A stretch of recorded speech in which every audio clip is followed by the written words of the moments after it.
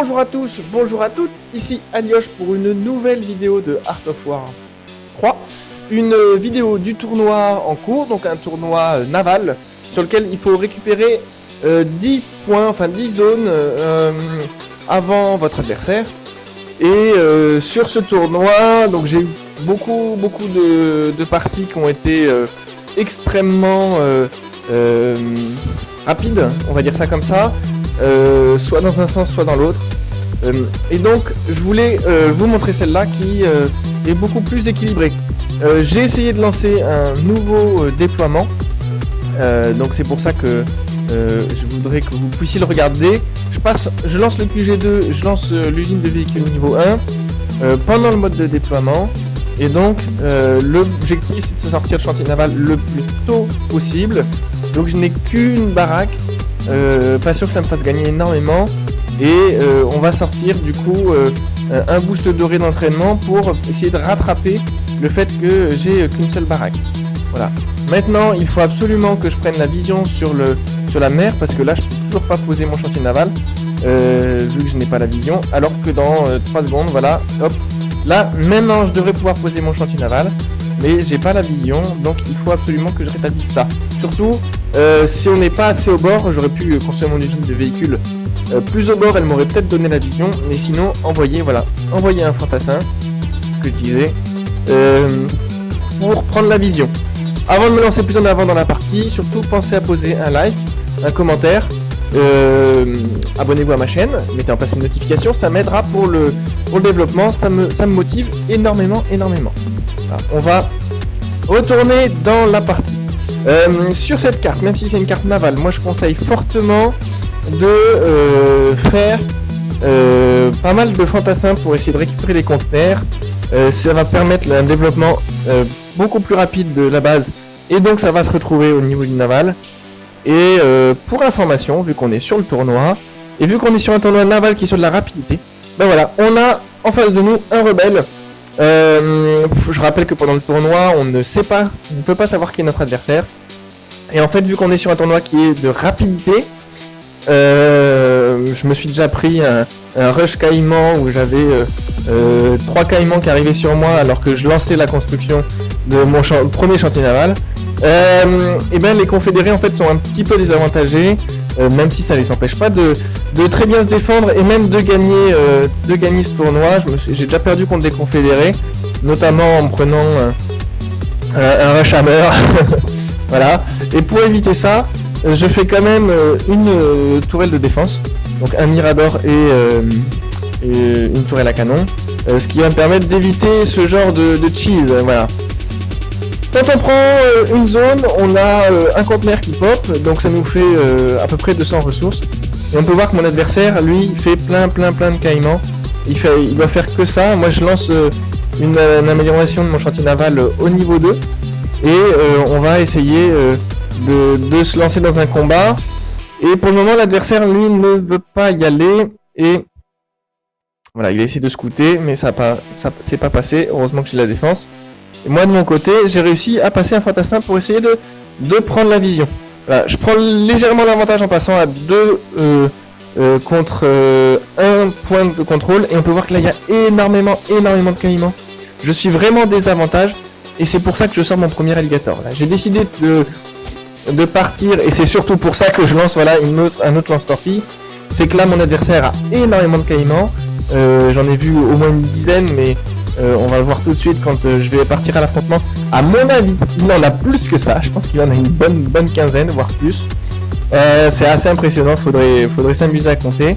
Et donc j'ai mon premier alligator qui sort, et ça va me permettre de tenir la ligne de défense. Mais on peut voir que... hop là, je fais un boost d'attaque aérienne très efficace pour les alligators. Ah, le mousquelik. Ah, je l'avais pas vu celui-là. Heureusement que j'ai 2 lance-torpilles qui vont le faire partir. Les lance-torpilles sont très efficaces contre les caïmans parce qu'ils font des dégâts de zone et ils peuvent toucher plusieurs caïmans en même temps. Voilà. Bon, ça avance beaucoup. J'avais pas vu le boost aérien. C'est quand même la grosse blague. C'est dommage. Ça aurait pu peut-être me permettre de laisser un petit peu plus. Donc là, j'envoie un caïman pour explorer. Donc je vois qu'il passe ces 2 chantiers navals. Chantier Nabo, les 2 chantiers passe niveau 2.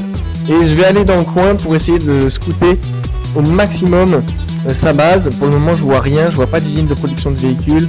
Je vois pas il faudrait pas qu'il ait la bonne idée de partir sur des avions, par exemple, ou quelque chose comme ça.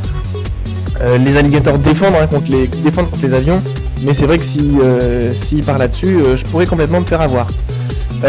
J'ai l'impression de perdre le combat sur la mer, et surtout j'ai l'impression que mon adversaire est vachement concentré là-dessus.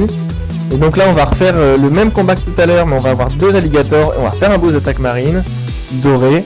J'ai même un 3e alligator qui arrive, et là je lui ai mangé quasi la totalité de ses caïmans, et donc je vais aller reprendre le contrôle. Comme je disais, je suis globalement en train de perdre le combat sur l'eau, même si on peut dire qu'il y a une égalité, et puis j'ai un avantage sur les points, on est à 3 sur 2, même s'il va le rééquilibrer tout de suite, voilà. Mais là, 3 alligators, moi j'en ai un, et j'en ai 2 et 2 en construction. Je vais partir sur des armadillos. Alors pourquoi sur des armadillos? Je vous l'ai expliqué tout à l'heure, mais il fait beaucoup d'unités navales. J'ai vraiment l'impression qu'il booste. C'est-à-dire que même sur des combats qui auraient pu sembler équivalents, alors soit ils boostent, soit ils étaient tout simplement améliorés. Moi mes unités navales ne sont pas du tout, voire très peu, voire pas du tout améliorées. Et surtout sa base elle est à poil. Il n'y a rien du tout, j'ai pas vu de mirador. Quand j'ai amené tout à l'heure mon caïman, il y avait rien du tout. Et on peut voir un autre combat naval qui va se gagner grâce à mon lance-torpille qui envoie 1, 2, 3, 4 torpilles, et les torpilles sont vraiment extrêmement fortes. Voilà. Donc comme je disais, il a plus d'alligators que moi. Alors oui, il a plus d'alligators parce que moi j'ai fait des armadillos, je suis complètement d'accord. Là je suis max point de commandement, ou presque. Donc je suis d'accord que en faisant des armadillos, je pénalise mes unités navales. Mais globalement, j'ai quand même l'impression que il est plus fort que moi sur la mer. C'est pour ça que j'ai fait ce petit cheese. Mais c'est surtout parce que sa base elle est à poil. Alors moi, 10 armadillos qui arrivent sur moi, mes tourelles ne suffiront pas à me défendre, mais elles vont peut-être me permettre de gagner un peu de temps et construire moi-même des armadillos. Enfin voilà, il y a toujours cette possibilité. J'utilise un boost bleu de frappe, c'est juste pour avoir de la vision. Voilà, ça me permet de voir ces alligators et ça me permet de voir quelle armée il a. Donc lui il a 4 alligators, moi j'en ai 3, je veux tenir la position tout simplement pour prendre le point de contrôle. Alors je vais perdre dans l'histoire mes alligators.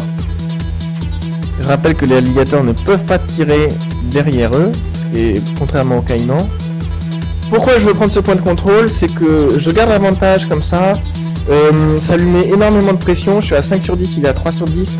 Donc lui, dans sa position, il a l'impression que moi je la joue, on va dire, beau jeu, alors qu'en fait je lui prépare 10 armadillos dans le dos. Donc il a l'impression que je joue beau jeu, que je pars à fond sur les unités navales. J'ai quand même une transition sur les sous-marins, chantier naval niveau 3. Mais derrière, voilà, je compte surtout sur mes 10 armadillos. Si il passe pas en attaque, et ça sera mes tourelles. Et je lance même un autre chantier naval, histoire d'assurer le long terme. Donc j'arrive sur une base qui est complètement nue. Et on va viser en premier le QG. Et une fois que j'aurai détruit le QG, il ne pourra plus lancer d'unité pour se défendre. Et c'est pour ça que mon adversaire m'envoie 1, 2, 3, 4, 5, 6 alligators. Et il m'envoie tout ce qu'il a. Et comme je disais, 6 alligators, moi j'en avais 2 en défense. Donc j'ai bien fait de passer sur la mer. Les armadillos c'est extrêmement efficace, ça bouffe ça très vite. Et c'est là-dessus que va se finir la partie, puisque lui n'a plus rien du tout. Voilà, j'espère, juste, on va faire une petite pause, parce que ça va trop vite. J'espère que cette vidéo vous aura appris quelque chose. Alors, juste pour info, moi je sors mon premier sous-marin, qui arrive là, donc sur le long terme, même sans les alligators, en faisant une transition sous-marin, je l'aurais battu ces alligators, puisque les alligators ne peuvent rien faire contre les sous-marins, et j'insiste sur le ne rien faire, c'est-à-dire que les alligators ne voient même pas les sous-marins. On est obligé d'avoir des sous-marins pour contrer les autres barracudas. Donc le premier qui fait le chantier naval level 3 et qui sort le barracuda prend vraiment l'avantage. Mais en faisant un petit cheese comme ça, alors là c'est sur un martillo, on aurait pu faire sur le grenadier, le faire plus tôt, etc. etc. On peut vraiment complètement retourner la partie, d'où l'importance à mon sens de poser des bâtiments défensifs, voilà. J'espère que cette vidéo vous aura appris quelque chose sur ce tournoi qui me semble quand même assez spécifique parce qu'on utilise peu souvent les unités navales. J'espère qu'il vous aura intéressé. Surtout pensez à poser un like, un commentaire, et puis je vais vous laisser avec la fin de la partie avec la victoire. À ciao.